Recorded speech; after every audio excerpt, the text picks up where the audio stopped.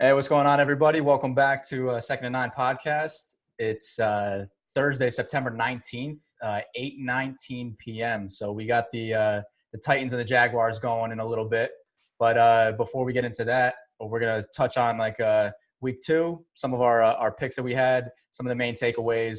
We'll do an overview of week three, some of the games that we're picking, and then some of the things that we're going to be watching. But before we get into it, what's going on, Tony? You still riding high from the Cowboys win? I mean, it wasn't a riding high situation. I think you know that. I wasn't bragging about the Cowboys beating the Redskins or the lowly Giants. It's just 2-0. No, you don't brag about the Cowboys ever. No, not about beating bad teams like you guys. I mean, what's there to brag about? No, it's nice to sound. It's nice to hear you sound a little bit more humble about beating bad teams. We'll probably get into Dak padding his stats against bad teams in a little bit, but let's just dive into week two. So, I mean, one of the takeaways for me is that the Giants again proved even after week one that they're just a bad team, and I've been calling their defense Swiss cheese pretty much because they're not covering anybody and just not getting any pressure on the quarterback. Their D-line is maybe one of the worst I've seen in a while. They don't have any players of note or anyone that can change the game by making either a sack, making some sort of play. No catalytic players. No catalytic players. Yeah, they don't have all these Cowboy players. All right, I said catalytic. I didn't say Cowboy. Well, yeah, but I mean, I don't know what we expected. I mean, you cut your only pass rush you had last year, Olivier Vernon. You sent him off to Cleveland, and you really had you're banking on Lorenzo Carter to be your number one rusher. This is not. I mean, he's a good compliment maybe, but he's not he's not your number one going against left tackles and number one rusher. I mean, your top defensive players are Jack Rabbit and Alec Ogletree. I mean, again, free agents you signed from other teams that are not the best, that are making big salaries. Like we went over, like the Cowboys are ultimately playing Jalen Smith the same average salary as Alec Ogletree's making right now. But, I mean, Alec Ogletree is not performing. Actually, I know it was difficult for you to see, but on the one touchdown to Randall Cobb in week one, Alec Ogletree was supposed to – they were playing cover two, and Alec Ogletree had the deep middle, and he turned around halfway through, realized he was out of position, he was done, and it was just too late, and it was an easy touchdown. I mean, you say Dak's missing – hitting wide open receivers. But he's hitting wide open receivers because the Giants made really poor decisions with their – and a lot of it's not Gettleman's fault. Like Ogletree and Jack Rabbit are not Gettleman's fault. But, they're not a good team right now. Like Mike Francesa said. Yeah, we'll get in that a little bit in a few minutes. But, yeah, you're right. I mean, the Giants overall, I didn't think that the defense was going to be this bad. I thought the offense was actually going to play a little bit better than they played. The problem is they've had a guy like Eli Manning who's just not taking any chances at all, not throwing downfield. So it becomes pretty predictable, even if you're not even giving Saquon Barkley the touches that he should be getting, surprisingly enough. But Eli's not letting it rip, though. Eli has had opportunities to throw the ball downfield and had open receivers. He's not letting it go. He doesn't trust it. He's not trusting. He's not seeing. He doesn't have it anymore. It's sad, kind of sad. I feel a little bit bad for him. He's done. Yeah, I kind of do too. But I think going into this week, now that we got the news that DJ is going to be our new starting quarterback, I'm actually cautiously optimistic. I think that he's going to be an all right rookie. But from what I saw in the preseason, I think he showed enough at least to be able to be starting this early. Now, I know that the rumor was something like they were maybe going to look at starting him anywhere from week 6 or maybe week 8 to week 10 to 12 when they're officially out of it. But I'm fine with him starting early because I think all it's going to do is give him experience. I've heard people give me arguments or argue against me about this and say, yeah, but Daniel Jones, what if this hurts his confidence? He's really not ready to play and he hurts his confidence and it could ruin his career. I think at the end of the day, if this hurts his confidence from playing too early and making mistakes, then he was never going to be good anyway. He's not going to be mentally strong enough to be able to do it. So I'm fine with it. We're going to get into our picks, but I think that he's going to be able to do a good enough job. And some of the beneficiaries are going to be, I think, Evan Ingram in particular. I've been saying that I think that Evan Ingram is going to have a big year. week 2 was a little bit more modest than week 1. He had a big week 1 against the Cowboys, but I think the offenses are going to revolve around him. And DJ has shown at least that he's good at making quick decisions, getting the ball out of his hands fast. I mean, it was the preseason. I mean, you need to. Oh, of course, yeah. I mean, the coverages are more simple. I think he's going to be fine. He's got a lot more mobility than Eli. He's going to have a lot better. Just the flow of the Giants team is going to be a lot better. Just with someone who can extend the play a little bit and make some plays that are off timing a little bit. Like Daniel Jones is going to be able to do that. I think it's going to be a huge upgrade over Eli. And honestly, to me, this is not even the question. The real question is, why did the Giants go about things the way they did? Why did they keep Eli when he's costing them $23 million extra under the cap, and they could have saved if they cut him? It could go back into why you got rid of Odell Beckham, and I know you have some feelings about that. You think it was probably for the best, and it wasn't necessarily going to help Daniel Jones to have Odell. But I kind of disagree. I think having a dynamic superstar receiver along with a dynamic superstar running back with an improved offensive line could have allowed Daniel Jones to at least compete in some shootouts, which would build his confidence rather than the argument that you're getting that his confidence could regress based on the team not being successful, because the team is bad. Like it's just they don't have a lot of weapons out there. I mean, they're a little undermanned, and their offense is a lot better than their defense, way ahead of the schedule.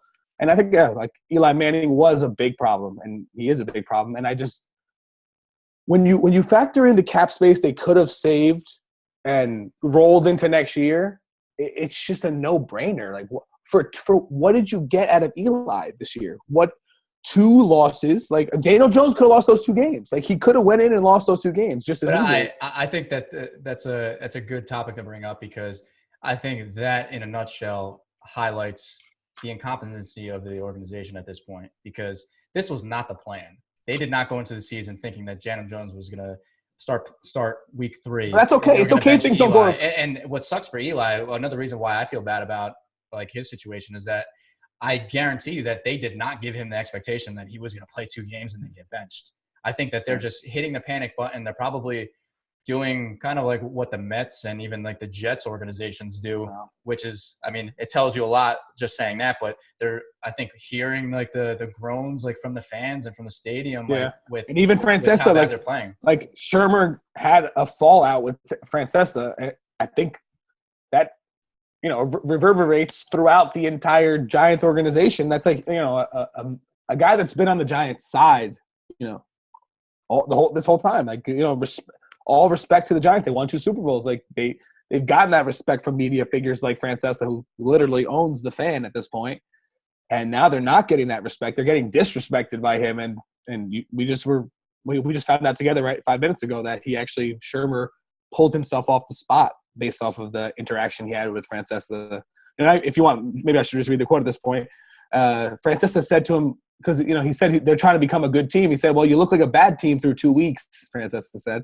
And he said, "I hate to say it, but you look like a terrible team. You're not good at anything." I mean, he really laid into them. And we were talking about, he was very rude and not professional, really. I mean, he could articulate that same point without being an ass. He was an ass. But yeah, I mean, I think that's not surprising to me. But in a way, though, it's not like he's not completely wrong. He's not wrong. Like the Giants have been that bad, and they have looked that bad in the first 2 weeks of the season. But I think that game, you just, at this point, you throw in the trash, and we'll throw it in the trash right now for the podcast's sake, because there's really not much more to talk about like the Giants in terms of the week 2 game, because they played so poorly and they're just not a good team.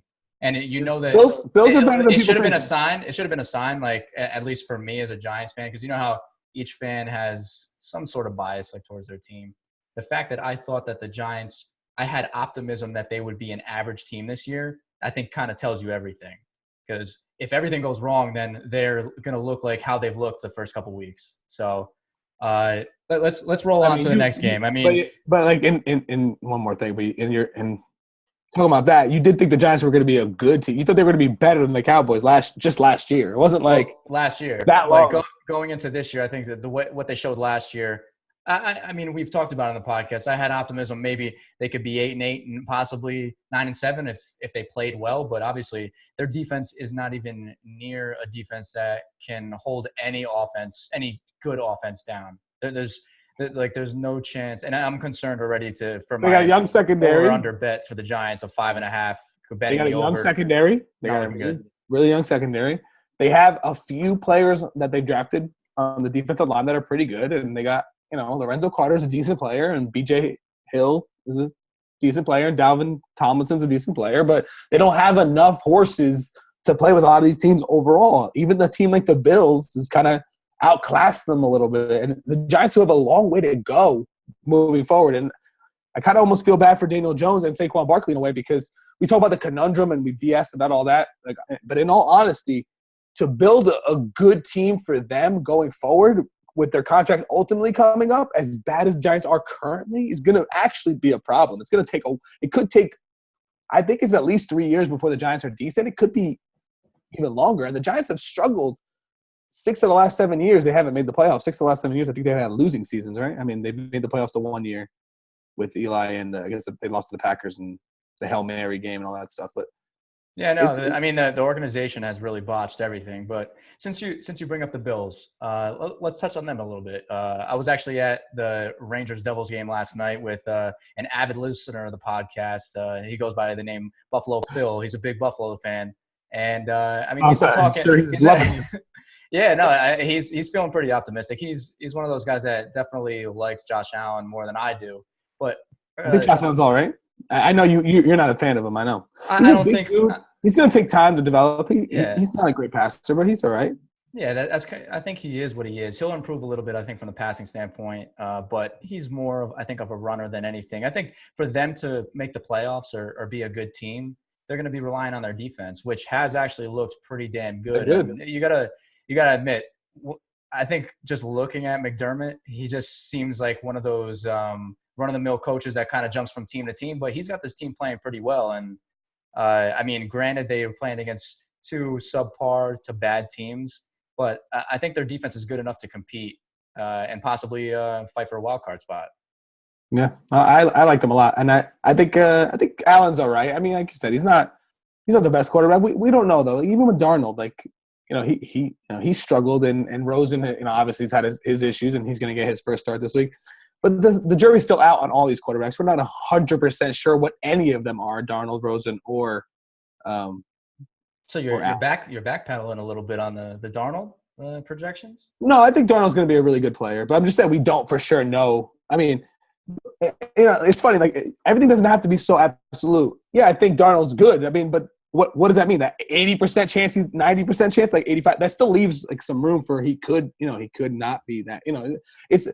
I like him better than I like certain players, like Josh Rosen. I think Josh Rosen's got a way bigger bust potential at this point. Like.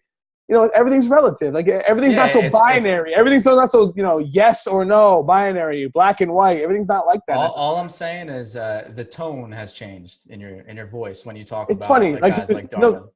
No, but it's funny because you said that on the last podcast too. It's just like I was saying that the Jets are going to be 8-8. It's not like I was saying the Jets are going to the Super Bowl. And I believe like one of the podcasts we had done was after you did bet the over with me. Barr. 8 games. You did bet the over with me, so you said that they were a potential playoff team, and you bet over 8 games. So over 8 games, and now and all the excuses you like to put on for the Eagles against their tough matchup they had against the Atlanta Falcons, a tough matchup that your boy Wentz had. Oh, it was such a tough matchup for him. He lost his receivers. All the excuses you build in, but there's no excuse for the Jets, like Darnold being out, their number 1 overall pick being out. Jamal Adams now fighting with you saw that, right? You saw Jamal Adams got the Jets are just like they're a mess already. It's not surprising, but it's just funny how like the Jets fans have been so excited going into the season, and it's already falling apart. But realistically, I don't think if any Jets fan who said they were going to be legitimate contenders, they were a cusp. Maybe they can sniff the playoffs, but they were on the downside of that. I mean, they weren't like a 10 or 11 win team. They were like a 7, 8, 9, 10 win maximum team. I mean, if everything fell right. And they also, when we were doing those podcasts, they signed Anthony Barr and then lost Anthony Barr. I mean, that would have been a big difference for their defense too. And they also lost CJ. They also lost CJ Mosley. Are we talking about that too? They lost CJ Mosley. They lost. The reason. Week one, their offense or their defense actually looked pretty good. But granted, they were playing against the Bills. So I mean, we'll see what the Bills' offense turns into. They don't. The Bills are. I mean, they just put up 28 points on your defense. Yeah, but that's kind of like I'll make the same argument that I made against Dak in week one to just like pump the brakes a little bit. The Giants' defense is pretty bad. At least they've shown that they're nothing that Dak hasn't done. So I can't grade an offense based on a performance against the Giants. I mean, look at Dak's numbers against the Giants for his career. I'm sure they're astronomical. Probably, yeah, but he also hasn't played a good Giants team before. Yeah, I mean, the Giants defense. So I love that. Well, I love that you speak about that so calmly. Like you're so okay with it. Like at this point, you're just. I mean, what am I going to say? The situation is what it is. Like I can't. I just got to accept it at this point. I mean, I was a little cautiously optimistic this year that they could start to turn as a franchise and maybe show that maybe they do have an okay future in the next 2 or 3 years. But it doesn't look like it's the case. It looks like it's, one thing that's interesting that Francesco was talking about. I was listening to him today at some point, different points during the day when I was popping in and out of the different sports radio. Francesco was saying that if they end up with a high pick. Hypothetically, because supposedly there's 3 really good quarterbacks in this upcoming draft. So if they end up with a high pick and Daniel Jones is not the answer, he said for sure Gettleman's gone. There's no way Gettleman's going to be allowed to pick another quarterback. There's just 0% chance. But if Daniel Jones is good, if Daniel Jones this year shows he's a serviceable quarterback with potential to grow and get better, and you still end up with a top 3 pick, and one of those quarterbacks is there, and you're able to get a legitimate trade offer for it where you get a few first-round picks to build the talent of your roster overall, things could turn around for the Giants a lot quicker if things fall from the right way. But I think actually this is kind of what I was getting at last time we were talking about this. The Giants and Jets will benefit both from losing. Giants need to tank, and lose every game they can, because if they do, they might end up with a pick that's worth a bounty of picks, and they may be able to rebuild their team on the fly very quickly. So, I mean, what do you think about that? I mean, I stopped listening after you basically said that, like, throughout that scenario of Daniel Jones being good or not being good. I think even if he's not good, they're not going to punt on the Daniel Jones pick. Gettleman will go down with the ship. I don't think that they're going to let Gettleman real go. Bad. If he's real bad, you're not going to take – how bad are we talking? Surefire. I'm talking about if he does not look good at – I just dropped my mic. If he does not look good at all and there's a surefire quarterback there, you're not going to pull the trigger? I mean, we'll see. I mean, Tua's been good and he's highly touted, but he also didn't play well in that championship game. So, I mean, we'll give him another season. We'll see what it looks like. But I don't think it really matters because they're not going to get Tua. They're not going to be worse than the Dolphins, at least from what we've seen. I'd be shocked if that were the case. Second pick the Dolphins 100% are tanking. They're tanking for Tua. Yeah. But I think we've spent enough time on the Giants. Let's touch on quickly. Like they're the biggest game. story. They're the biggest story, I feel like. Yeah, not really. They're not a good team, so they shouldn't be a headline. Only in New York, maybe. But let's touch on really quick. Cowboys versus the Washington racial slurs.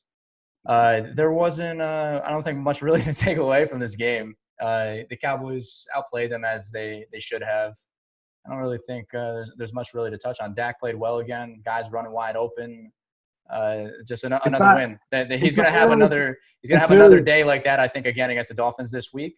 They're big favorites, but this is a contentious point for me with you, because it's not just a matter of receivers running wide open. This is still, I mean, Carson Wentz and the Eagles played that same team the week before, and they didn't annihilate them the way the Cowboys did. Carson Wentz didn't play as well as Dak played. So I don't understand why Dak gets no respect whatsoever for anything that he does.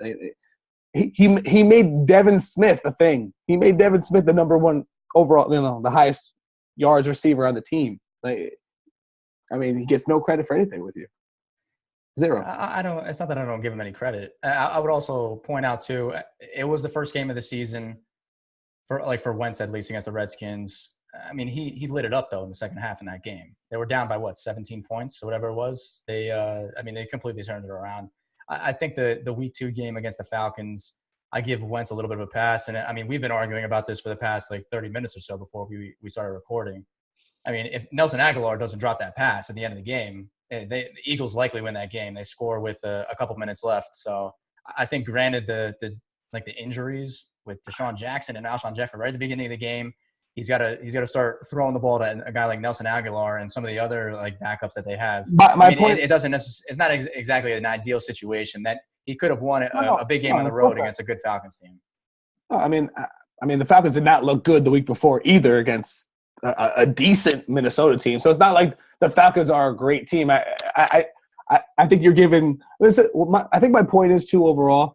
If Dak struggled against a team like Atlanta, you'd have a completely different perspective on it. You'd have your perspective would totally be, oh, see, this is the limitation of Dak and all this.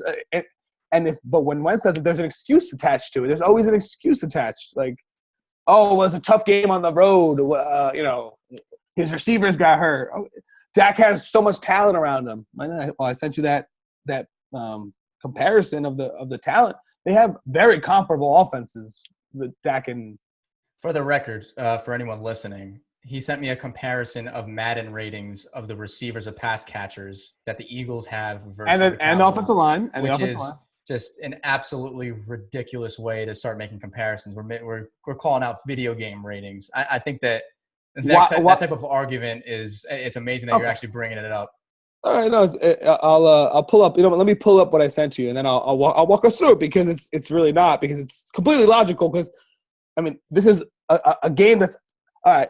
Let's talk about it logically. Okay, Tyron Smith, 94 overall. Does that just that? You're right. Totally doesn't make sense. Tyron Smith, 94 overall. That is completely illogical. That is completely nonsensical. Right? Doesn't make sense. Wait, no, that makes perfect sense. Jason Peters, 87 overall, makes perfect sense. Travis Frederick, 94 overall. Zach Martin, 96 overall. How is that not a logical place to go? What is their rating? What do people consider them to be what is their talent level? I mean, there's also like there can be holes in those type of arguments, like using that because I mean you don't know what type of injuries some of these guys are carrying. Like there's different factors like that. I understand. Let's talk about factors. Let's talk about factors. Jason Witten is an 83 overall. Do we really believe that Jason Witten is bringing 83 overall? He's overrated because of his history. Because of that. You're calling him overrated now, but I was getting texts from you after week 1, like to troll me. Oh, Witten's washed after he scored that easy walk-in touchdown against the Giants. I 100% did not text you that. You texted me the word washed right after he scored the touchdown. No, it wasn't him. It was about Randall Cobb. No, that is complete garbage because you know that I've been saying – we're just going to argue about this, so let's – No, you're wrong. All right, I'll show you later. Let's move on. One of the when I first texted you about the Cowboys getting Randall Cobb, the word you texted me when I texted you about Randall Cobb going to the Cowboys was – washed. So every time Randall Cobb got a catch, I texted you washed. So maybe later in the drive, I mean my thing is a little delayed. I have a over the internet TV, so mine's like maybe 30, 40 seconds after. So maybe we were moving the ball kind of quickly. So maybe by the time you got the text, Witten was scoring a touchdown. But it was Randall Cobb catch that got you that wash text because you say he's washed. And he's looking damn good, way better than Cole Beasley. It looked in our slot actually. He's actually able to break tackles, and he's a bigger dude. He's tough to bring down. Again, let's see it against better teams too. Let's see it consistently throughout the season. I'm not saying the Cowboys are going to dominate every team. I'm just saying Randall Cobb brings a different dynamic to the Cowboys team than Cole Beasley did. And I know you like Cole Beasley. I know you said you thought the Cowboys should re-sign him, but there's not enough money always to go around for all that. So it's got to go to quarterback, right? It's got to go to the quarterback and Leighton Vander Esch and Jalen Smith and Lyle Collins and Tyron Smith and Zach Martin and Travis Frederick and all these guys. I think I got the point. Yeah. But, I mean, do you have any other takeaways from week 2? Obviously, the Jets are in shambles, like I said earlier. I actually was really concerned about Simeon because I remember watching that game live, like when he got injured, when his ankle kind of got caught in the turf underneath the tackler. It looked pretty bad. I was shocked that he was able to even walk off the field. I thought it was one of those situations where his ankle was just like going to be dangling because it looked like it was just completely snapped. But It was he was tough scary. enough to walk off the field. But they're in big trouble. I think their season's over already. I think that game, that bet that we had of the over under 8, I think that's money in the bag already. Yeah, I mean, but There's you got to no remember shot that they're going to be any good this year. you got to remember too that over under bet was directly you had the Giants over, I had the Jets over, so they're together. You know what I'm saying? Like, so the Giants might end up under, the Jets end up under, and I believe wasn't one of the arguments like the Jets plus like 2.5 or plus like over the Giants record? Wasn't that one of the arguments too? Because that could still definitely happen. The Jets are going to get Sam Darnold back. The Jets have a cupcake schedule going forward. We went over it. Like, it's like literally that's one thing that we've disagreed on that though, times. because like I don't think there's any cupcake games for them. Possibly the Dolphins, but they're not that good for them to have any cupcake games. What you're saying is the team that they're playing is saying, hey, we can beat the Jets. Yeah, I agree. Yeah, you're right. They are saying that. But the Jets can still beat the Dolphins twice. They can still beat some of these teams. And they're going to get Sam Darnold back, and they're going to get C.J. Mosley back, and they're going to get some Quentin Williams. And we're going to get 2 Chosen Rosen versus Sam Darnold games. And then we'll finally get to see who was right about those picks. If you want to poorly for me, I'm not betting on any of that, so don't even try to bait me. I was gonna say, do you want that? I don't. See, the thing is, I wouldn't hold you to that. But I mean, Darnold's in a way better position than Rosen. It's gonna be. Yeah, that would be completely unfair. But yeah, I mean, in terms of like any other takeaways from week 2, we had like a shock win with the Lions over the Chargers. The Chargers just couldn't buy a field goal in that game, which was pretty unreal. That was heartbreaking. Yeah, the Chiefs really. That kept me out of money in my bet and from being 5-0. They missed 2 field goals, and they threw a pick in field goal range at the end of the game too. Lost by a field goal. It's crazy. Yeah, I mean, the Eagles-Falcons game was a little surprising to me, but again, we talked about this before. I think losing those 2 wide receivers was a big hit. I thought the Eagles should have won that game. I mean, I think they'll bounce back, and they're going to be a good team the whole year. I think one issue that they are having, though, is that their corners are like not playing well. They're getting like astronomical amount of yards thrown on them so far this year. So that's a little bit concerning from that end. But they might get Jalen Ramsey. Yeah, I mean, I believe Jalen Ramsey's playing tonight for the Jaguars. But yeah, that's I think a situation to monitor. But one other thing from week 2 that I think is definitely noteworthy, especially since it's building on like the week 1 performance. The Packers defense looks legit, and they look like a legit team. I mean, obviously with Rodgers, that offense, Aaron Jones is a solid running back. They got Devontae Adams. They're a team to watch for the rest of the season. I mean, I think a lot of people were hyping them up last year, and they kind of laid an egg with McCarthy and just how poorly that defense played. They got the defense playing pretty well right now, and they're going to be a team that I think a lot of people are going to be looking for going forward in their knockout pools. Because even against the Vikings, as good as the Vikings looked in week 1, playing at home, granted, the Packers were in complete control of that game. They obviously they let up like I think the 16 points in a row, but they were able to hold them. And yeah, I think they're an impressive team. They're good. Their corners, like every time I'm watching them, their corners are like stuck on the receiver. No one's getting really separation on these guys. I mean, I'm really impressed. And they got the guy from the Ravens, the Darius Smith, and they got Preston Smith from the Redskins, and 2 really good outside linebackers. They have Blake Martinez already. They have a good team. And they also got the safety from the Bears. What's his name? Adrian Amos. They got from the Bears too. So, I mean, they have a lot of new talent on their defense, and they're really good. They're legitimate, even like fantasy matchup play defense too. And they're gonna put up points. They have a good team. Yeah, and it's been a while since we've said that about playing their defense. Oh, yeah. Forget it. They've given up so many Definitely points not last year. Definitely not last year. Probably at least 3 years since that they've been a decent defense. So, I mean, yeah. And they got Aaron Rodgers. As long as he's healthy, I mean, they're gonna be in games. They have good receivers. They got good weapons. The running backs are okay. Their old line's pretty good. I mean, they have a good team. They're definitely a contender. Yeah, I definitely agree. So now, before we move on to our week 3 preview, I'd say the last thing I guess to touch up on week 2 is, did you hear the story about Gardner Minshew? No, I didn't hear. What happened? It's pretty. I mean, I think everyone knows who he is by now. He's the backup quarterback that's playing for Nick Foles right now in the Jaguars. He's the guy with the goofy-looking mustache. Supposedly, I heard on the radio that he was reached out to by the adult film company Bang Bros. And Did not hear since this. there's been a story going around that he warms up and stretches in the locker room in his jockstrap only. And they're actually trying to pay him $1 million to do these, like, I think it's like yoga videos or something like that, on like live streaming them online. They're going to pay him $1 million, which is more than or almost twice the amount of his salary from this Salary week, right now. which is Wow. I think kind of funny. I don't know if it's come out if he's actually going to do it, but I think that's just like a funny, like a random story that you don't hear about like every so often. That's Like crazy. in the And NFL. speaking of Gardner Minshew, Thursday night game, he's 5 for 6 right now, 78 yards, 2 TDs. Yeah, I mean he's shown a little bit of toughness. He's got a little bit of grit to him. I kind of like what I saw like the last couple weeks. Last week was a little tough, but I mean the defense I think is good enough to keep them in games that they can still like be a Oh decent my team. God, what a nightmare! Leonard Fournette has 2 carries for 2 yards, and Baby Chark has a touchdown. And, Baby Chark. And James old Shalalasi, some shit. I don't know. O'Shaughnessy. Yeah, I have no idea what James O'Shaughnessy. Yeah, there's other tight end. He has a TD too. So 14-0. That's your live update from Tony D on Thursday Night Football and Week 3.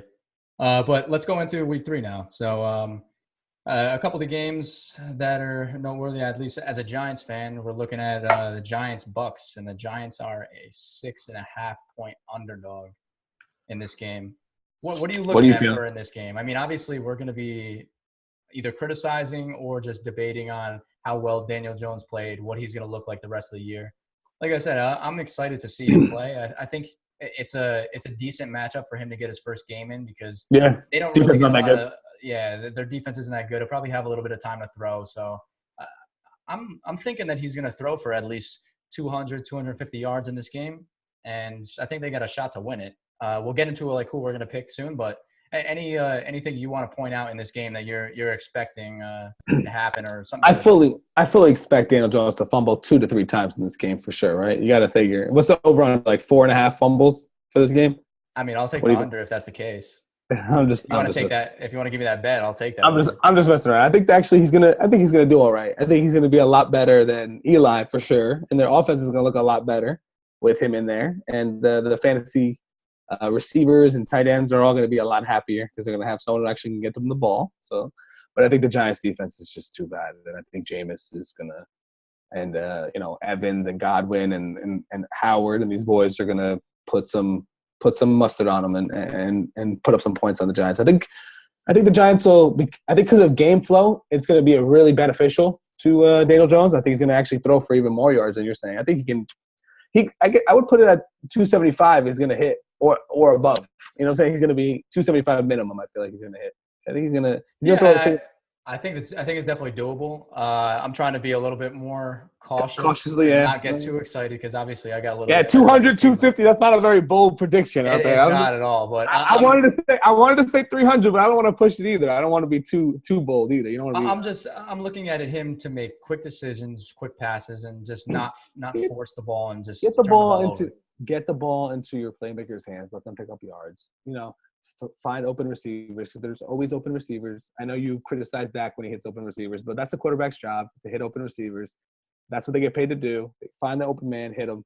Doesn't matter how open they are, hit them with the ball. I think he'll do all right. He's going to be okay. I think so too. I think he'll have a pretty good debut. We got Cowboys Dolphins, and we've got a couple games this week. Historical spread numbers. Cowboys minus 22.5. Huge number. But just overall the game, I don't even think there's much to really talk about here. I think Zeke will get his 20-plus touches. They may even take it easy on him if the game gets out of hand really early. Yeah. But there's probably going to be guys running wide open. No more Minka Fitzpatrick for the Dolphins. I think Dak will have another big game. And there's not, honestly, much to talk about for this game. I think it's going to be an easy week for the Cowboys. They're just going to be pretty much practicing for next week. Yeah, I think a lot of young kids are going to get a chance to play this week. I think Cooper Rush is going to get a quarter of play. He's going to play from the fourth quarter on. And I think Dak will even be in the game in the fourth quarter. I think Pollard is going to rush the ball 15 times. I don't think it's going to be all Zeke. It's going to be a lot of backups, a lot of rotation guys playing a lot. this week. It's going to be Tristan. I think Tristan Hill's going to get a chance to play this week for the first time. We haven't talked about that. The Cowboys' third round pick has not played yet this season. He's been inactive for both games. And actually, the Cowboys just cut a former first round pick. Did you hear about that? Taco Charlton. Yeah, I did hear that. They got rid of the person. Oh, he signed with the Dolphins. Oh, interesting. I did not know. I figured he would probably go there. They have no talent, so he might as well go somewhere he could play. Yeah, I think he gave them their game plan for this week. That's why the Dolphins signed him. They think that they have a shot this week, so they're using anything they can to get an edge. But for me, I think with the Dolphins, I guess with my reputation's on the line with Rosen, so I'm interested to see if he can actually get anything going or show any sort of good like quarterback play. We'll see if he's going to actually have time to throw. What number of points by Rosen would impress you? Not fantasy points. I'm talking about like what number of points would his offense have to put up to impress you? 17? I don't know. It kind of all depends on how they look for me more than anything. Obviously, the points. A key thing with young quarterbacks is always putting up touchdowns when you get in the red zone versus kicking field goals. But I want to see them actually move the ball. I think they're going to have a tough time, though, with just the field position game, too, because the Cowboys do have a really good defense. And if they start playing that field position game and they're pinned back in their own 20 the whole game, then it's going to be a little bit more difficult to evaluate him because I'm not expecting him to go down the field 80 yards multiple times in the game and score touchdowns. So, we'll see what happens with him. If he's going to do something, he's probably going to be – it's going to be play to play. It's going to be – he hit Devontae Parker with a decent – you want to see some flashes at least from him. I mean, the Cowboys have a good defense, and they have not a lot of talent, so it's going to be ugly.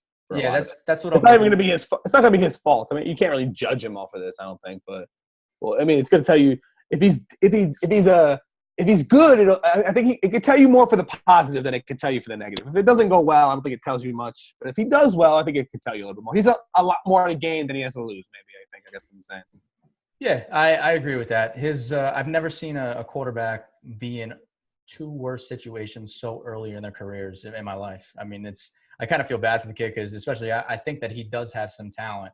And I thought he was going to be a good player, but he's in such a bad situation that it's going to be tough for him to kind of dig out of that hole. We end up playing that. I guess we end up playing that binary game with each other, where it's like you're Team Rosen and I'm against Rosen. But I think Rosen's a decent player. I just didn't think you thought he was going to be really, really good. I just thought he was going to be like a solid, NFL starter. But I'm telling you, what's an interesting thought I was thinking of, and I want you to comment on this. I have a funny feeling because it's not going to work out with Rosen, and Miami's going to get Tua. I have a funny feeling Josh Rosen could try to salvage his career. You'd love this. Behind Dak Prescott as the Dallas Cowboys backup. What do you think about that? I mean, I think it's unlikely. We've kind of argued about this before. I think your premise is that you think that the Dolphins got Rosen to treat him as a future backup. And to me, that's not what I'm saying. But that's not what I'm saying either. Obviously, they're going to deviate from the plan if the Cowboys end up doing that. And I think that would be a good plan for the Cowboys if they don't have to give up that much. But what's the likelihood of the Cowboys not having to give up more than like a third round pick? Exactly. High. It's pretty high. You would give a third round pick for your backup quarterback. Absolutely. Okay. Why not? Yeah, I don't know if I necessarily. It's not just a back. It's not just a backup quarterback. It's still a talented player that can gain value playing in the preseason. There's different, like even with fantasy, in all these different the players. It's like a stock. It's up and down. It's up and down based on the news. If it has a rape allegation, the stock drops a little bit. If he plays well, the stock goes up. Right? I mean, like. It's like, I don't think that his situation is necessarily that black and white because of how much he struggled last year, and presumably he's going to struggle a lot this year with a horrible Dolphins team. So I don't know if that's necessarily going to be the case. I think he's going to have such a high and steep mountain to climb in that situation to get back to that sort of value. I think at this point, even though I think he's still worth that, I think he's got the talent to be drafted as that. I don't think that an NFL team should be paying that price for a backup quarterback that has had that situation, that played poorly. But everything is relative, though. I mean, what is a second-round pick? What is a third-round pick? it could be everything. It could be nothing. Well, I think there's more at stake as a second-round pick for the Cowboys because the Cowboys have actually been drafting well the last several years. Yeah. So No, you're but going to possibly I didn't say pass up second. like a starter on your team that can really I'm not be a saying, good player. I'm not saying second though. I'm saying I would give up a third. But like again, like if Dak gets hurt for a game, like even during the course of a game, the difference when you only have 16 games, like in the course of a game, if Dak gets knocked out for a game, you want to have a viable person to bring in. Cooper Rush does not do it for me, honestly. Like I know he knows the offense at this point. He's been on the team for a while, but he doesn't have a lot of talent. So I mean, I think I'd rather have a guy who I know can go in there and win the game for me if I need to. Even if it's just one game, he can win that game. I understand. And one game is 1/16 of the season. It's a big chunk. It could make or break like your season, making the playoffs or not. But to me, like we've talked about this before, I don't think that the trade-off for that potential one game, it's not even a guarantee that you're going to win that game or even a couple games that like the backup's going to play. Yeah, but sure, I don't think that there's a trade-off for if you hit on that second or third round pick that you would have traded for him. If that player is a contributor, that player could make way more of a difference on the team and would make plays to win those games. So, but again, assets are fluid, and also you get into situations where realistically speaking, at some point you may have the Cowboys are signing more and more free agent players, their own free agents, and they're extending them to longer contracts, and they are getting a lot of value on a lot of those contracts, but they're still having multi-year contracts on the books for substantial amounts of money. Sometimes you don't have, even if you hit on the picks, you can't afford to keep them anyway. So I mean, but like I'm not advocating not drafting because you can't afford it. But the point is, you make decisions with your assets, for different, you're trying to get different outcomes. I mean, you don't necessarily, if you had to go out and invest, what would the Cowboys have to invest to get a player of Josh Rosen's talent as their backup quarterback? They'd have to invest probably $10, $12 million in free agency. They'd have to invest a third-round pick or a fourth-round pick anyway into a draftable player. Josh Rosen's on a reasonable salary. He's done his rookie deal. It wouldn't be a bad move for the Cowboys or for any team to take Josh Rosen on going forward. He's also a lottery ticket. He still could be a good player. He still could end up panning out to be an NFL starter, and those are incredibly valuable. You can get Jimmy G value up. If his stock goes up, it could go through the roof, and it can return you something even better. So I don't disagree with you. It's worth the investment to me. I don't completely disagree with you on the talent. I mean, obviously, I've been on the record saying that I think he's going to be good, but I think at the current time, especially if he starts playing and they keep losing and he's throwing picks this year. Oh, of course. His current price is not worth that. So if you guys are going to be thinking about trading a third-round pick for him in the offseason and he has a bad year, it'll be all based off of what anyone else, whatever the market would dictate.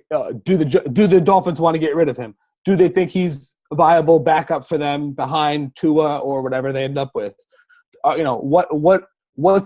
Is someone else offering a fourth? Is someone else offering a fifth? That's all it's all going to come down to. But I'm just saying it wouldn't. I mean, even to go as far as a ceiling of a third-round pick, I think it's a reasonable thing to think that the Dolphins could get that back. I think it's reasonable. I don't think it's completely crazy. I think he's still got talent, and he was a top pick for a reason. He's got something, and everyone knows the thing is too, every single coach is going to believe that he can turn this guy around, that when he gets him under his wing, he's going to turn around. He's going to get things going the right way. So, I mean, there's going to be a million guys who believe they could do that. So, I mean, and there's not enough quarterbacks to go around. The ones that would actually be willing to take him on. I mean, he's also had a reputation that he's a little bit of a drama. I wouldn't say a drama queen, but he's strong personality. Strong personality. That's a nice way to say it. But yeah, we'll see how he does this week, and then he's a confident kid. He's a confident kid, though. I think he's a confident kid. He thinks he said that he was better than all those other quarterbacks, that they could throw better off time, but he could throw better on time. I mean, he hasn't. It'd be good if he showed a little bit more of that, but we'll see. He's going to start playing this week, and we'll see him. We'll see how he does. Yeah. All right. I'm rooting for him, even though you don't think too. Trust me, even though you don't think I am, especially against the Cowboys. But let's touch on some of the other games. I'm going to touch on the Rams-Browns, which is a Sunday night game this week in Cleveland. I've been talking up the Rams. I think the Rams are going to make another run and get back to the Super Bowl this year. I've been on record saying with you that I think the Eric Weddle was the most underrated signing of the offseason out of any team. They also low-key got Clay Matthews too, which is also an underrated signing. But I really don't think the Browns are that good. They have like the offensive talent. They got Odell. Odell looked good last week against a decimated team, but I don't even think this game's gonna be close. I think the Rams are gonna win by double digits, even in Cleveland. We saw Cleveland get blown out by Tennessee at home in Week 1. I think the Rams are just on another level in this team, and that's one of the games that I'm looking to pick, like in our weekly picks segment. But I'm also considering putting some money on that game too, because, like I said, I don't think that the Browns can stop them on defense, and I think the Rams have enough on defense to hold down the Browns, because Baker hasn't necessarily looked great this year. He hasn't. He really. I mean, I agree with you. Baker has not looked great, but I mean, I tend to lean with you with what you're saying. I think I like the Rams better in this game. This is a game that I wouldn't touch. I mean, to me, Cleveland has too much talent to put my money against them. Like, it's not worth it to me. Baker, they also have too much inexperience and lack of a pedigree of winning. So it's the Rams at least did it last year, and I think the Rams have a lot more talent than the Browns. Baker Mayfield's a winner, though. Baker Mayfield's a winner. Nah, you got to do it at this level, though. I understand what you're saying. I mean, Tebow was one of the all-time winningest college football players. He had that one season where they went to the playoffs and he threw that one pass. Demarius Thomas won that game. He won a little bit. Yeah, but it was very short-lived. I think I got to see more from Baker. I thought that he was going to get I thought he was going to have a hot start to the season, to be honest with you, against the Titans, and that obviously didn't go well. So Titans are weird. Titans are a very weird team, though. Like, the AFC South is just weird in general. It's like they'll beat a team, and you'll be like, it's weird too. Like, the Cowboys got shut out last year by the Colts. I was looking at that the other day. Their schedule from last year. They got shut out late in the season by the Colts. The Colts have a sneaky good team, actually, though. Really good team. The Colts actually do. I was saying that to my dad the other day. The Colts defense has a ton of good young talent. Really, I mean, they had several rookies last year that were starters, and that linebacker, really well. Darius Leonard, is dirty. Yeah. He was all pro. He was the reason Leighton Vander Esch wasn't all pro, because he took the number 1 spot. He's really, really good. My condolences. Yeah, I mean, I'm not like shook up by it. I'm just letting you know, letting the 3 listeners know that, that's why. All right, so let's talk about some other games. So I just screen shared it, and I'll scroll up and down for you here. Like, what games are you eyeing right here that there's either something to watch, a storyline, or just maybe the game of the week that you're looking to watch, you're most excited to watch? Well, we were talking about it earlier. The scroll up a little bit, Texans and the Chargers. I just think that's an interesting game, because I think it's going to be just a fun-ass game to watch. I think it's going to be probably one of the most exciting games of the week. It's got to be the game of the week, right? 4 o'clock. Yeah, it's 4:25. It's got to be. It's definitely not the same. Possibly, yeah. I think the Saints and Seahawks probably would have been if Drew Brees didn't get hurt, but I'm assuming it might be the Texans and Chargers. But yeah, that's a good game, and the Texans are actually dogs in this game, aren't they? Yeah, they are. We were talking about that. I think they're like plus 145 on money line, and like, so if you were to put them like minus 2.5, they could realistically win the game by a field goal, and it'll be a nice little pot. So I think it's a fun game to put a couple bucks on just for fun, and it's gonna be a really exciting game. I mean, Deshaun Watson is just so fun to watch, and it's a pleasure to. I mean, every game. Yeah. We were talking about he looks like he's going to get hurt on any given play, but I mean, he's so fun to watch. He just gives it everything he has. It's just puts it out there. Well, that was one of my takeaways last week, if you remember, on the podcast from Week 1. I just think, even though they lost that game against the Saints, the kid's he's got so much poise for a young guy, and he's not scared to take any chances. That's what I love, because he's got the talent to obviously throw the ball. He'll bust off a big run if he needs to, but he also will he'll stand in there and take a big shot to make a big throw downfield. And he does have a big arm. He's carrying them right now, because they don't have much else, especially on defense. They're okay. They got J.J. Watt. They got Whitney Merciless, but they don't have a ton of talent on defense. They don't have a ton of talent on offense. They did a good job trading for him, getting him some weapons, though, because they got Kenny Stills as another deep threat for him. He already has Will Fuller. He has, Hopkins, obviously. They got him Tunsil left tackle. So they did a lot for him on offense, but his defense is not great. And, so he's going to be an exciting games all year. I think the Texans are one of the most fun teams to watch this year, actually. Yeah, I mean, at some point, I mean, maybe it's going to be after Bill O'Brien is let go.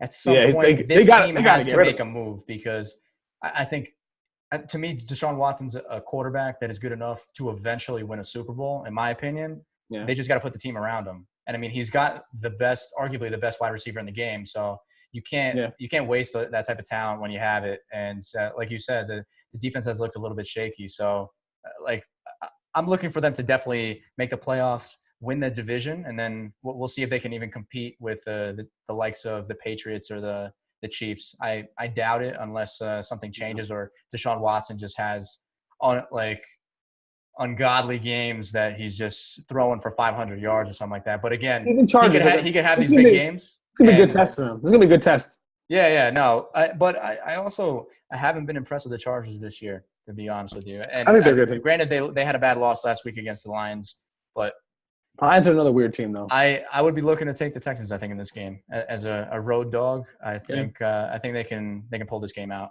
I'm telling you, flip the spread to a couple point or two the other way, and you get nice odds. Well, if you really think they're going to win, I think it's going to be a close game. It's going to be a really good game, and I think I can see it going either way. But I would put money on it just because it's just like a fun game to put money on. It's just going to be really entertaining.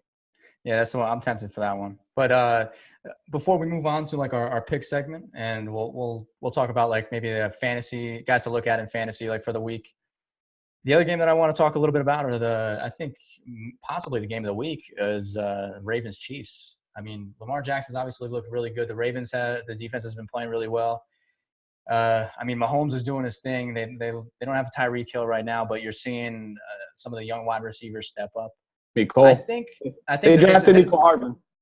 Yeah, Hardman does look pretty good, and even Robinson. He looks just like Tyreek. Yeah, Robinson too. Though he had a big game last week. He's been in the league for several years now, but I think no matter who's running that routes in that offense, like just Mahomes can drop the ball on a dime for anybody. So it's nice to have a guy like Tyreek Hill who can basically outrun almost anybody in the entire league. But I think they'll be fine. However, I did not want to touch this game from a betting standpoint or from our pick segment because it is not necessarily the best spread. Right now, I think it dropped to about -5.5 for the Chiefs. Yeah. But I think I'm leaning towards the Ravens keeping it close. The Ravens or the Chiefs pulling it out ultimately. But I mean, I think the Ravens are no joke and looking like the favorites in the AFC North. I have to see a lot more from the Browns for them. I think be considered as like the favorite for the division, even though a lot of people were calling for that early on, like before the season started. And I agree with you. I probably would have been more leaning towards the Browns early on in the season, but the Ravens really do look really good. And it's gonna be. I agree with you. Stay away from this game. Just don't touch it. Go watch it and enjoy it, but don't touch it. It's not worth it. I mean, unless you like Baltimore as a road winner, a road dog winner, I guess you could do it that way, but I don't think it's worth risking going on KC. I think KC will win too, but I don't think it's worth it. It's just stay away from it. It's gonna be a good game, but to me, I got to see a little bit more still from the Ravens. I want to see Lamar Jackson go up against a good defense or go up against a team that is gonna make it a shootout. Yeah. So or plaster, I do think that receivers a little bit too, better coverage on his receivers because he's had a little bit of that Dak open receiver magic too. Yeah, but I think the one guy to maybe look for in the Ravens offense, at least like for the game, is this guy Mark Andrews, man. He's putting up some big numbers, and obviously Lamar Jackson's got some sort of connection with him. I can see him having another solid game this week, possibly scoring a touchdown. So I think he's a guy to look out for. KC's defense is not too good. So I mean, I think the Ravens offense is going to do what they have to do. They're going to put up some points. But it's going to go back and forth. I mean, this might be a game. Do you think maybe bet the over on this one? What's the over? 46? Was it 46? I'm not a big fan of the over/under bets, but the over/under is 52.5. Oh, that's 52. A little bit high for me. I wouldn't touch that game. Yeah, that's a lot. Because you can see it going either way.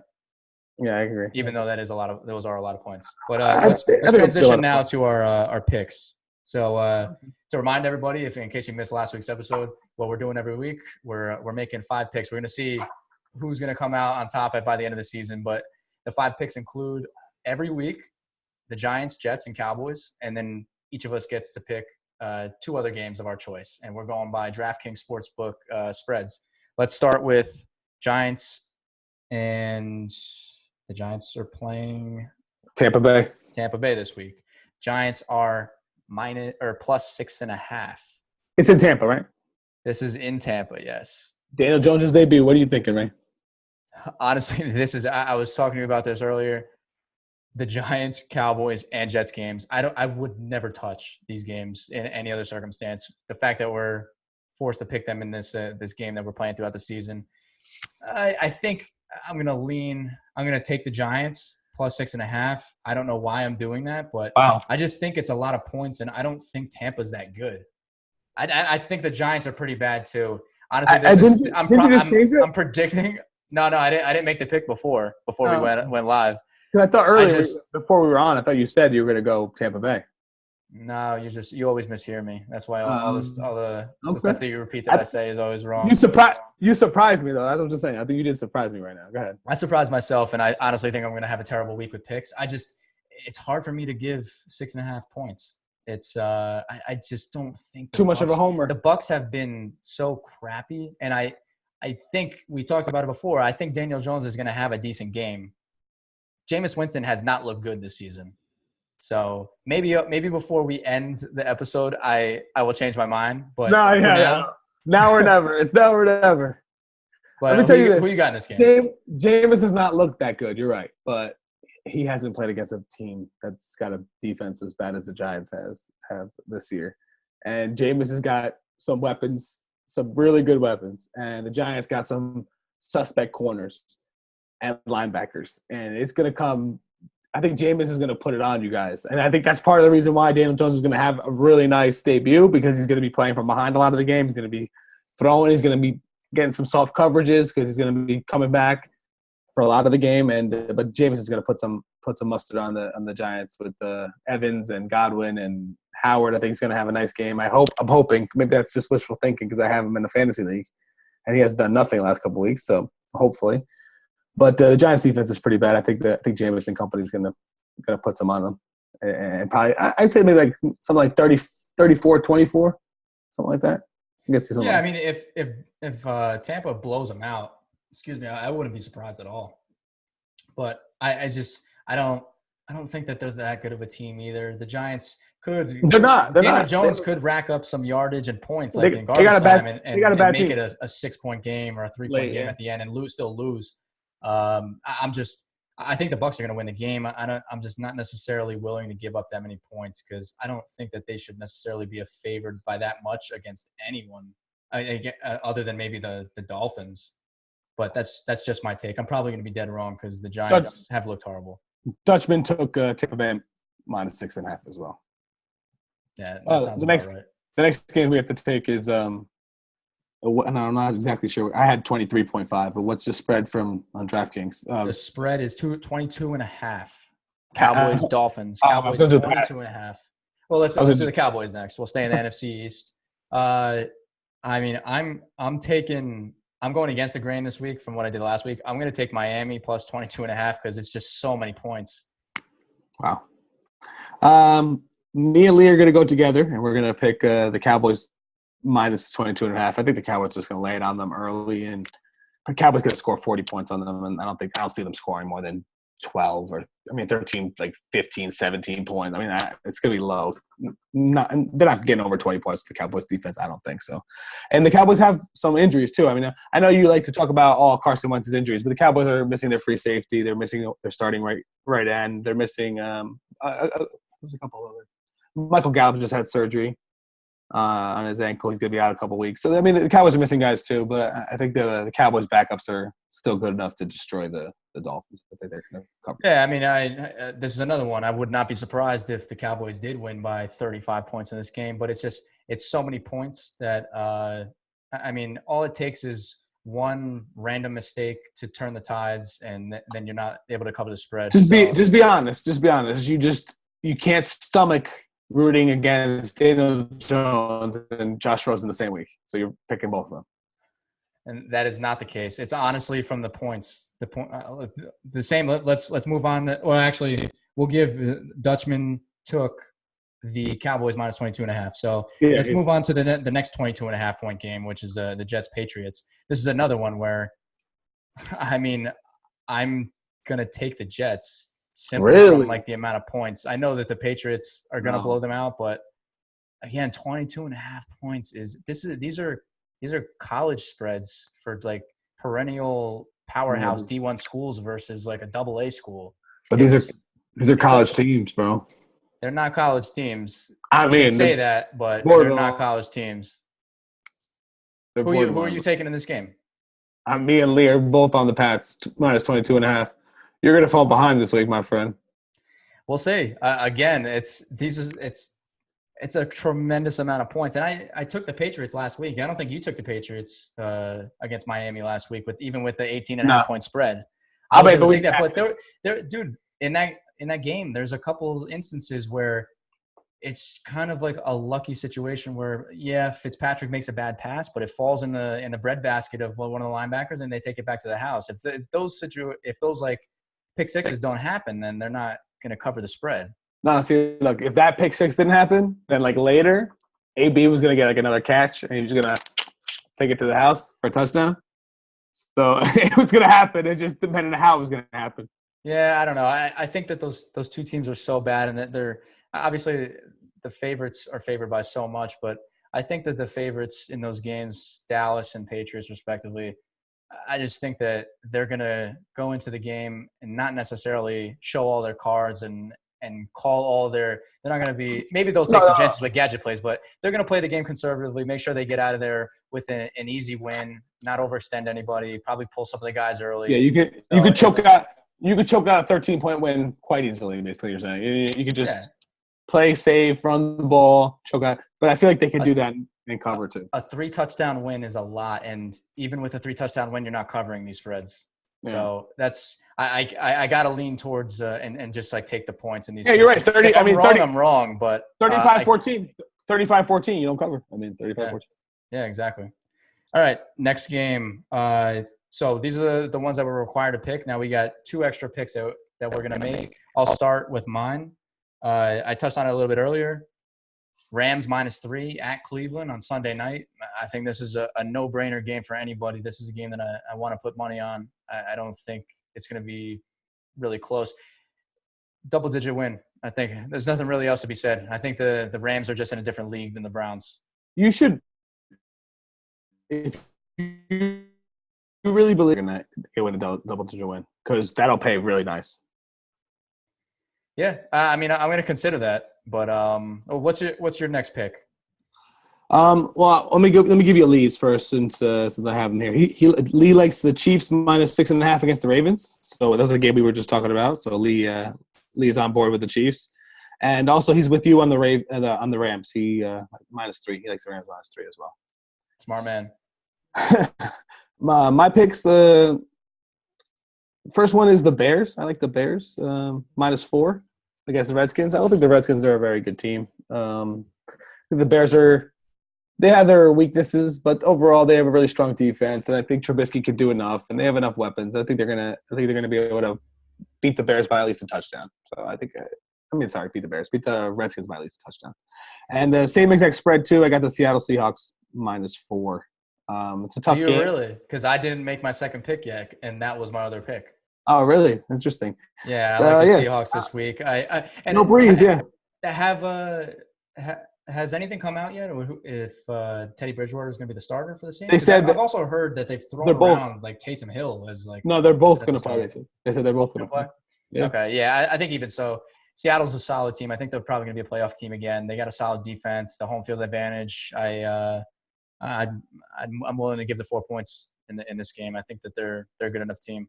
And actually, you know what? Since we actually both picked this game, I want to ask you a question really quick. I know we touched on it a little bit before when we did a podcast before the season started.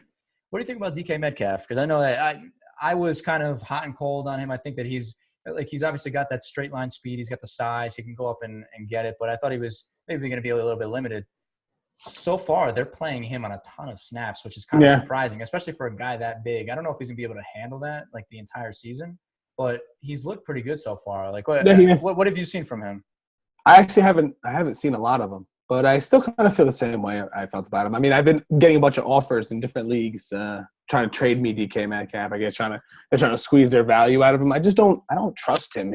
To me, he's not a guy who's going to run a lot of, he's not going to run a curl and be successful. He's not going to run an out and be successful. Most of his routes are going to be downfield. And granted, in fantasy, sometimes that's beneficial. If there's guys like a deep threat, it's going to catch a 40-something yard bomb, a couple of those, and you're in good shape. But I just don't like counting on that. Honestly, I like a lot of the young receivers better than him. So, I mean, like, even like the DJ Charks of the world and Baby Chark, who had a touchdown today as well. I like those guys better than DK Metcalf. That's to me. But you know what?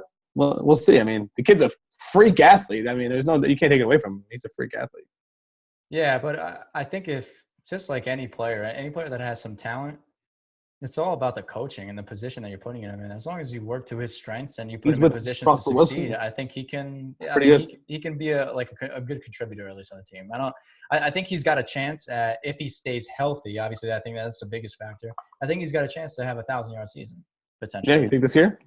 I think so. I mean, he's showed, I think, enough from me in the first couple of weeks that one, I think he's actually. I don't have him on a fantasy team, but I think he's shown enough that he's, for one, been played well enough, and he's played a lot, so which is a positive sign. But also that Russell Wilson, he does tend to he'll take chances and throw downfield, and he's already shown some confidence in him. And I think Russell buys a ton of time. He's just so good at buying time with his feet and just launching a ball out there. So, and DK can get behind the defense. He's got the kind of speed he needs to get behind the defense. So he could be a huge weapon for Russ. And yes, but at the same time, I mean, I just don't like counting on those kind of guys. I mean, to me, I'd rather safer floor guys than a guy like DK Metcalf for me. But yeah, we'll see how he develops into. I mean, that's this year, Yeah. Next year, good story. Agreed. All right. So before we call it a night, and before we get to halftime over here, there's about 7 minutes left in the Jaguars-Titans game. Jags up 14-0, being led by the stash Gardner Minshew. I'm getting ready to watch this game. Let's make a couple predictions. We can go either the route of fantasy, a player that you think is going to have a solid week, or I haven't even thought really about that. Or bet that you're looking to potentially make. I mean, my most confident bet I think this week would be, if I were to make one, would be that Rams Browns game -3. I think that's a definite no-brainer. I'm obviously looking for DJ for the Giants to throw for hopefully at least 250 yards. But in terms of a player that I think can have a breakout game, I think Nelson Aguilar could have a pretty good game with the Lions with Deshaun Jackson and Alshon Jeffrey out. Aguilar had a touchdown and over 100 yards last week against the Falcons. And that's not even counting that drop pass that he had at the end of the game that he blew, that he could have had an easy walk-in touchdown pretty much if he wouldn't have dropped that pass. Yeah. He's a middling receiver, but he's expected to make all these plays and have 9 catches and 2 touchdowns. No. You can't make the middling receiver comment when you're an NFL receiver and the ball gets thrown right in the breadbasket and it goes right through your hands. There's no excuse for those situations, especially late in the game like that, the way he dropped it. Wentz threw it on a dime. Wentz is average. I'll just play. I'm clipping that. Where's the timestamp? Yeah, I literally said, I'm sure you're going to cut off. I'm just playing right after. I'm sure you're going to cut off. You know what, actually, I was thinking about this because, you said that right now that we're going to come up with a fantasy player, and I just started scrambling. I was thinking about that. But I was thinking about this earlier, looking to pick up a free agency. I was just surfing through the free agents, and I saw Anthony Miller. And I thought, he was an interesting player to pick up, especially being that it's a Monday night game that he's on, and Yahoo, you could scoop him up. So, if after all my players, play and maybe something, I decide which guy I'm going to for sure drop this coming week, I might just scoop up Anthony Miller and maybe he'll have a breakout game because he really hasn't done anything. And last year, I think he had 7 touchdowns last year. So, I mean, I'd expect him to be a lot better than he's been. And I know he's been banged up. He had an ankle injury. So maybe he's perhaps starting to get rounded off into form. And I did like him a lot before. So I think he'd be interesting. And I think right along with that, perfect segue into it is the Bears. They're one of my most confident picks of the week. Bears -4.5 against the Redskins. I think they're going to beat the Redskins pretty handily. And actually, I was thinking about that game, but The Bears haven't really instilled any confidence in me yet. I mean, they had a great Yeah, season last year and got their unlucky defense is with that solid. double doink. But the Redskins have, as we've said, somewhat of a decent defense. And Yeah, it wouldn't surprise me if the Bears but I won think the the game by Bears. 3. So I think, that's why I wouldn't lean. but the That's why Bears. I'd lean more towards like a Rams pick this week because I think the sheer firepower that they have, they're just a better team than the Browns. Yeah, I think the Bears' defense is going to be too much overall for the Redskins. Yeah, I agree, and that's one of the I don't think reasons they're why gonna I go. was. Yeah, that's one of the reasons why I was considering that game too.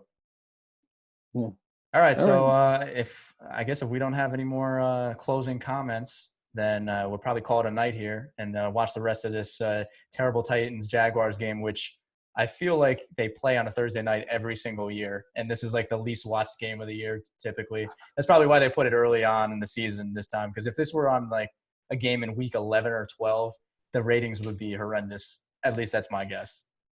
I mean, what's the? My question is to you is going to be, what's the over under? How many weeks until you're proclaiming Daniel Jones as a Hall of Famer? That's what I'm going to try to find out going forward here. There you go again. I'm not going to overreact with Daniel Jones.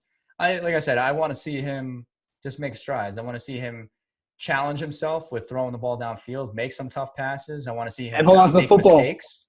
Hold on to the And football. hold on to the football. Yeah. I mean, he's had a little bit of an issue with that, but I think that's something that's teachable and that he can correct. If We'll it's see. something that he It is can't not read for defenses, it's not always correctable for everybody. Some not feeling the rush coming up behind you as you're getting ready to throw a ball and get hit in the back and fumble. That's not always teachable. That's not always something someone could feel. You can't always teach someone how to feel the rush in the pocket and know how to maneuver the pocket and not get hit, and not take those hits, and get and also just have the strength and the awareness to wrap the ball up when you're getting hit. You know, it's like I said, I'm not saying it's impossible to teach, but it's not no-brainer. yeah, but there's measures that you can take to prepare potentially for getting some pressure on a certain side of being able to read a defense prior to the snap. You can kind of like set yourself in better situations where you're kind of expecting a certain scenario to happen, or worst case scenario, if this guy does blitz, then I've got my running back over here, or maybe I'm gonna move my running back from the left side to the right side to be able to chip that guy in case that guy blitzes. I mean, there's different things. But he hasn't proven all these other things though either. I mean, he hasn't. Oh no, I completely. I mean, I agree, but yeah, I want to see baby steps. I'm not necessarily expecting a big performance from him, but from what he showed in the preseason, albeit preseason, he showed me, I think, enough to be able to get the starting job at this point. Granted, Eli's performance so far, and yeah, I think by the time we get to our podcast next week, I think we'll have some positive things to say about him. Yeah, well, we'll see. We'll see how he does, and it'll be a big talking point for sure going forward. Because I mean, there's not much else to discuss with Giants and Jets football other than the future of their young quarterbacks. It's really all that matters for both teams right now. Yeah, I think our conversations throughout the season will, especially if Daniel Jones doesn't play well with the Giants and the Jets, each time we talk about them, it's going to become shorter and shorter and shorter until like we're basically not really talking about them much. It's going to be coming down to more like what is Daniel Jones' performance? What is Sam Darnold's performance? What do they look like? Because it doesn't. Yeah. The teams, obviously they're not going to matter as much. So, yeah, we'll see. Yeah, I agree. All right, guys. Thanks for tuning in again with us. This is 2nd&9 podcast, September 19th on a Thursday. Click the like button, hit the subscribe button if you want to get notified the next time that we go live. We'll try and do a live stream one of these days, but I'll see you guys next time. Peace out. Take care, guys.